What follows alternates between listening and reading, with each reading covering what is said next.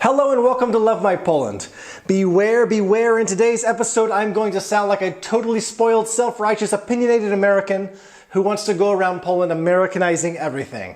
However, if you know me and you know my channel, you know that that's the last thing that I want to be, and I am merely answering a question that's been asked often in my comments section by my viewers. So, it's time to do part 2.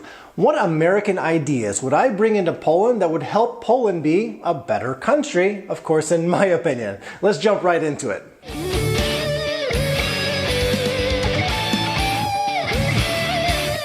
All right, for number 1, if you didn't know it already, I'm a father of 3, and I am missing a serious luxury that's available to most parents in the USA: babysitting done by high schoolers. The reality is, for most parents in Poland, if you don't have family or a really close friend nearby to watch your kids, or if you're not able to afford a nanny on a regular basis, you are stuck at home. As I've mentioned before in many episodes, we live about half an hour outside of Częstochowa to the north. There are times my wife and I dream of going out on a date together, but unless babcia or other family are available to watch our children, it's a date with the whole family. I've often wondered why there's no recommended list of teenage girls, or boys for that matter, looking to earn a few extra bucks by babysitting for a couple of hours on a Friday or Saturday night. Obviously, I've asked my Poles why that's the case, and they essentially give me 2 reasons. A, Russell, high schoolers are loaded down with so much homework that it is virtually impossible for them to get out of the house and do something like that. Or B, it's a problem with trusting an unknown teenager to enter your home, much less take care of your precious children. I grew up with multiple babysitters back in Houston. My parents went out. Some of them were good and some of them weren't so good. But as you can see, I'm alive and well today. Anyhow, I would love to see that become an option here in Poland. Staying with high schoolers for number 2, the other luxury I miss is the option of having a teenage lawn service come into your lawn for you when you have no time to do it. When I was 16, my friend Sam and I conquered Northwest Houston during the summers. I borrowed the family car, I hooked up an old trailer we picked up for $100. We used our own lawn equipment to rake in hundreds of dollars on the weekends. I have never seen anything quite like this in the suburbs or villages of Poland, and I don't believe it's always a financial issue standing in the way. Most of my neighbors where I live now, they have very nice homes, multiple cars, and in a lot of cases, top-of-the-line yard equipment. I've got a rather big yard myself. I work long hours during the weekdays, and there are times I am swamped with proofreading and lesson preparation that has to be done on the weekends. Trust me, it's not that I'm lazy at all. It really happens that Saturday is the only day I can do my lawn mowing because it's a huge sin to cut grass on Sundays in Poland, right, Poles? I would gladly put some money in the pockets of some ambitious, well-intentioned young people, and hey, I'd be stimulating the local economy in the process. It's a great idea. Number 3, please do not laugh at me on this one, but I really like the idea of American yard sales or garage sales for homeowners. It is a worldwide phenomenon that people accumulate junk over time, particularly outdated clothes and furniture. The expression, "one man's trash is another man's treasure," is one of the truest statements I've come across in my lifetime. I frequently see perfectly good furniture being thrown into the trash dumpsters around my area. And surprisingly, nobody picks it up. I always wonder why more people here in Poland aren't interested in selling their old stuff at discounted prices. Garage sales happen in some of the wealthiest neighborhoods in America, so it's certainly not a middle-class thing or anything to look down upon at all. Some real treasures can be found at garage sales. You see stories all the time, news stories about people buying things like antiques for next to nothing that people later discover are worth a fortune. I am not afraid to admit I love a good garage sale. Number 4, I have spent time in multiple universities throughout Poland over the years in various capacities. As impressive as they are, I always find myself missing one thing in particular: the unmatched university spirit and loyalty that Americans have for the colleges they've attended. Sadly, I just don't see the same sentimental attachment in Poland. To my Polish viewers listening right now, in America, when we get accepted to university as teenagers and we leave home, we are proud and honored. We strongly support our sports teams by cheering them on. We shop for all kinds of clothing, displaying the university name and colors, and we wear it proudly everywhere we go.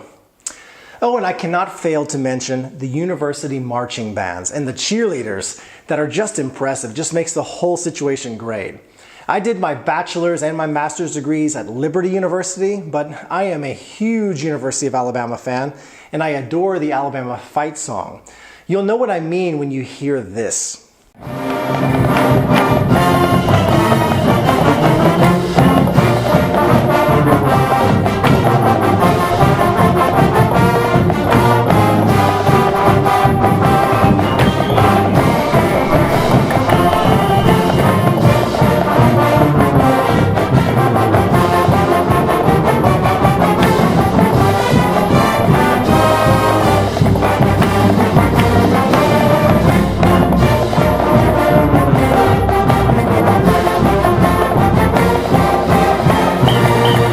I love it all. The band, the colors, Big Al, our elephant mascot, Roll Tide.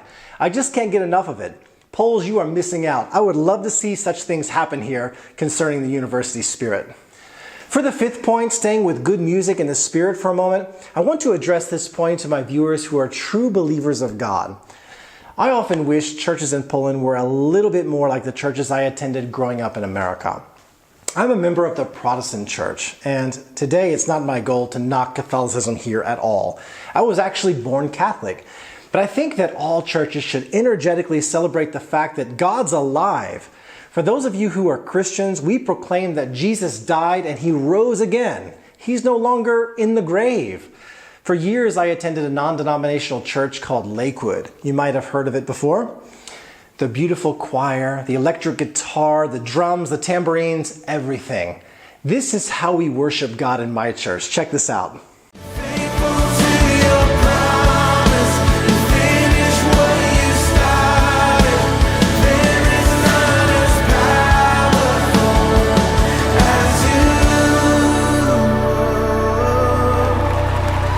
There is nothing wrong with singing and dancing in church with musical instruments, and I think the youth today here in Poland might have a slightly different view of Sundays at church if they had that kind of atmosphere. I have to admit that I do see a touch of dynamic music during pilgrimages in Poland, but it's a rare sight to actually see it during the Catholic Mass. Number 6 has to do with Christmas. Poles, we need to do a better job out there in the suburbs and villages with decorating the exteriors of our houses. I know it's not a Polish tradition, but it's so much fun.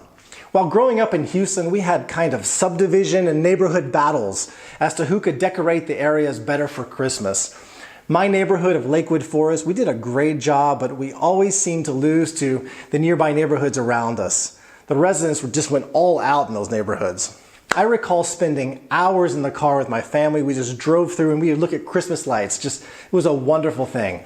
I sincerely miss that living here in Poland, and I think if we just put a little effort into making it better, we could easily achieve that improvement. I'm going straight to the point with number 7. It is 2020. What is the holdup with the option for paying for petrol or gasoline by bank card or credit card at the pump? Every transaction in Poland requires making a physical trip inside where the lines can get long. I always tend to get stuck behind a guy who wants to order 10 hot dogs and he has no idea what cigarettes he wants to buy. It just feels like forever standing in these lines just to pay for my gas and to get my little invoice from my company. I really wish there was a faster way to get this done, and I find myself wondering, maybe it's just something I don't realize. It's something that I don't understand. Why that's not the case here in Poland. Why we can't just simply pay at the pump, put the credit card in, put in 50 liters of petrol and be gone. It's going to be a beautiful day when that comes here. In conclusion, for number 8, let's get a tad more serious for a moment. This is one that I think needs to happen immediately. The Polish law needs to give people a clear, transparent policy on self-defense within the home, which is otherwise known as the castle doctrine or the castle law back in America. This enables you to protect yourself and your family and have the right to even use lethal force if absolutely necessary. At the moment, the law is very vague on what you can or cannot do to protect yourself. I have spoken to Polish lawyers in my English classes here, and many times, the general idea is that you will serve time in jail if you kill somebody, in nearly all cases. The law simply lacks clarity on what can be done in various situations. It is highly rare that you would escape jail time for seriously harming somebody or taking somebody's life.